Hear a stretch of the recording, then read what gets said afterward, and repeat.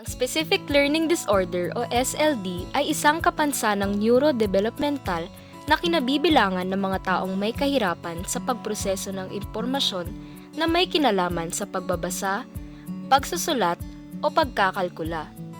Kadalasan ay naoobserbahan ang mga senyales ng SLD kapag pumasok na ang isang bata sa paaralan. Ang mga batang may SLD ay nahihirapang makasabay sa kanilang mga kaklase sa aspeto ng pagkatuto at pag-aaral. Ngunit, hindi masasabing issue sa mga batang ito ang kanilang talino. Hirap man sila sa pagproseso ng impormasyon sa kanilang isip, ang kanilang talino ay maaaring maikumpara bilang katulad o higit pa sa mga normal na bata.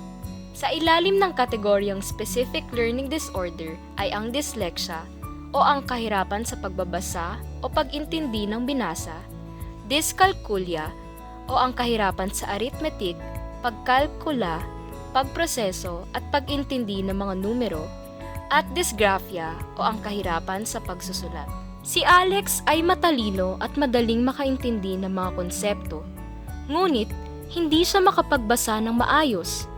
Kapag binabasahan siya ng storya ng kanyang ina bago matulog, naiintindihan niya ito ng matiwasay. Subalit kapag siya na mismo ang nagbabasa, nalilito na siya at hindi niya maintindihan ang mga salita. Si Alex ay may dyslexia o impairment in reading. Ito ay problemang nagpapahirap sa kanya para makaintindi ng mga salitang binabasa. Ang mga may dyslexia ay karaniwang napagbabaliktad ang mga letra at salita. Mayroon din silang problema sa pagtukoy ng mga tunog ng mga letra at salita. Hirap din silang sumunod sa instruction ng kanilang mga guro. Kadalasan silang nagkakaproblema sa pagtukoy kung sila'y left-handed o right-handed. Hindi katulad ni Alex, si Grace ay walang problema sa pagbabasa. Subalit hindi niya maisulat sa papel ang kanyang mga ideya.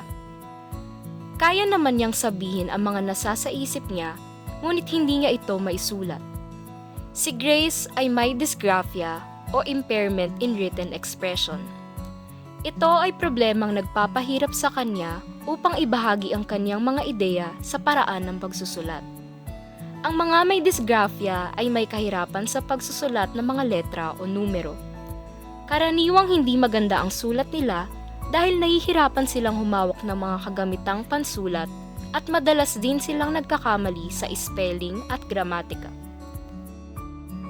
Si Kaloy ay walang problema sa pagbabasa at pagsusulat, pero hindi siya nakakaintindi ng mga numero.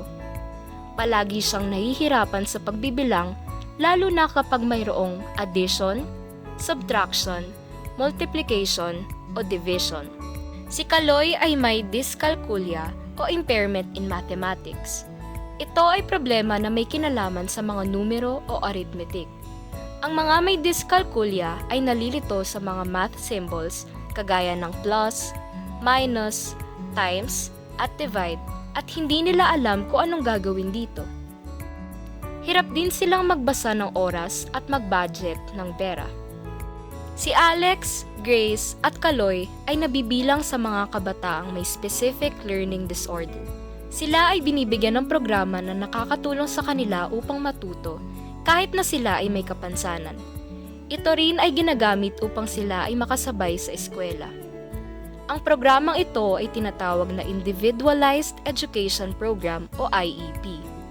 Ang IEP ay paggawa ng espesyal na paraan ng pag-aaral na angkop sa pangangailangan ng mga batang may specific learning disorder. Kahit na may kahinaan sila sa aspeto ng pagbabasa, pagsusulat at pagkakalkula, hindi ito hadlang upang sila ay maging matagumpay sa kanilang buhay.